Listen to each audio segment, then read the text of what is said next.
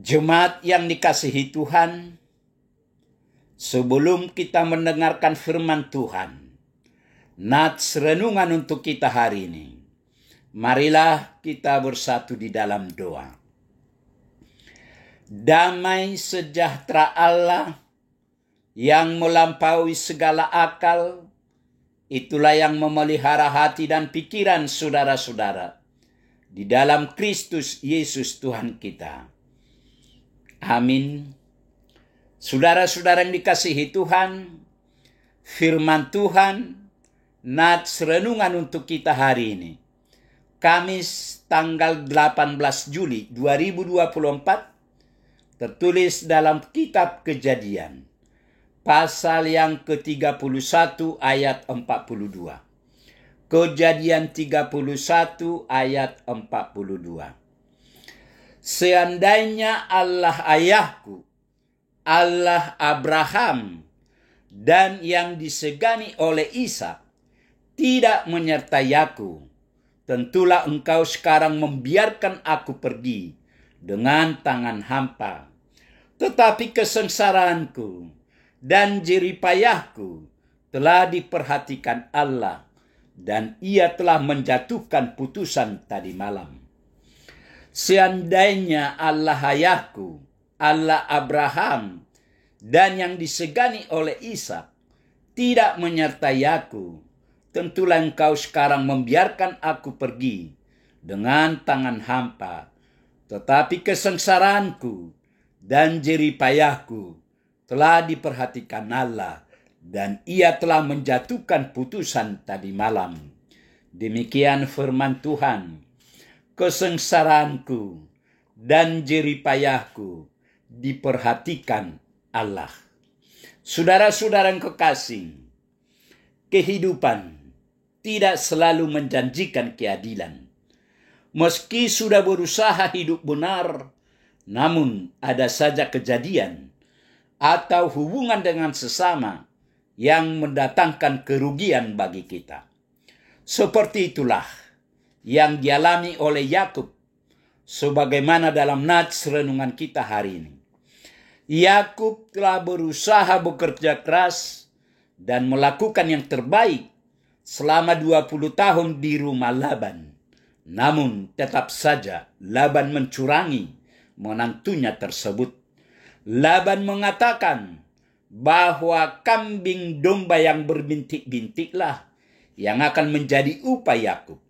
Dan akhirnya Tuhan pun membuat ternak itu berbintik-bintik.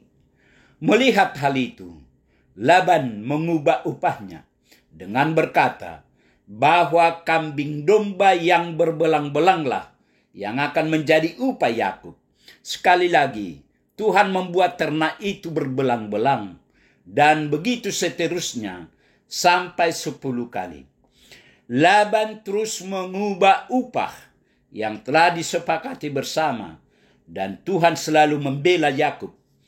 Tidak sekalipun Tuhan membiarkan dia atau Laban berbuat jahat kepada Yakub. Akhirnya upah Yakub tidak berkurang, malah semakin bertambah banyak.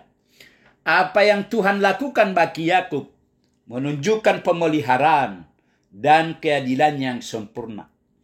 Tapi anehnya, selama 20 tahun ia tidak berpikir untuk meninggalkan tempat kerjanya. Ia baru pergi setelah ada instruksi dari Tuhan. Yakub mengerti kapan Tuhan menyuruh ia bergerak. Larinya Yakub dari rumah Laban menjadikan Laban mengejar Yakub dan rombongannya sampai pegunungan Gilead. Ada banyak tuduhan negatif yang ditujukan kepada Yakub, seperti ia dianggap melarikan diri, dianggap mencuri, atau melarikan harta yang masih dianggap milik Laban, dan lain-lain. Semua tuduhan itu tidak benar. Yakub sudah meminta izin untuk kembali ke tanah leluhurnya. Yakub memang merancang kepergian diam-diam, sebab Laban menunjukkan gelagat tidak rela melepas. Karena itu Allah berkata kepada Laban dalam mimpinya, sehingga Laban memperlakukan Yakub dengan baik. Bisa kita baca dalam kitab Kejadian 31 ayat 24 sampai 30. Tuhan melembutkan hati Laban atas apa yang dilakukan oleh Yakub.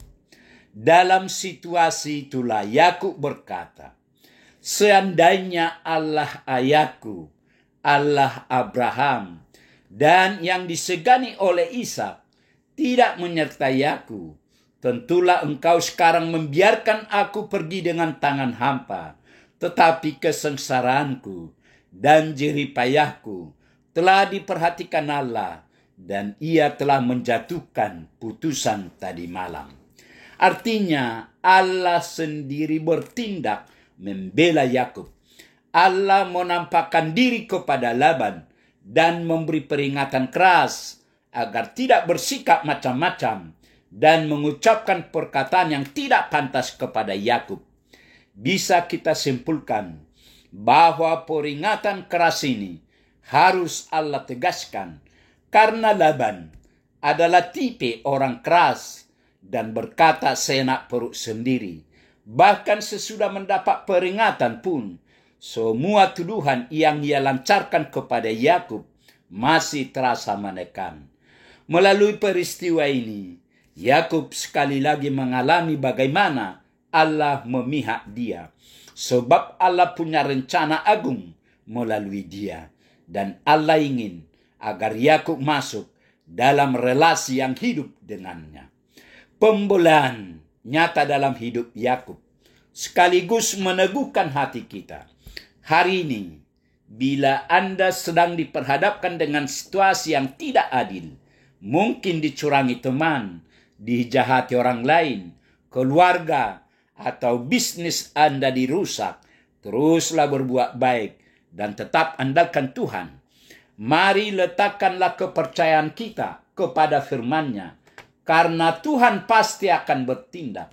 Ketika Yakub selalu melakukan yang terbaik serta hidup seturut perintah Tuhan, maka Tuhan menolongnya dan mendatangkan mujizat dalam hidupnya.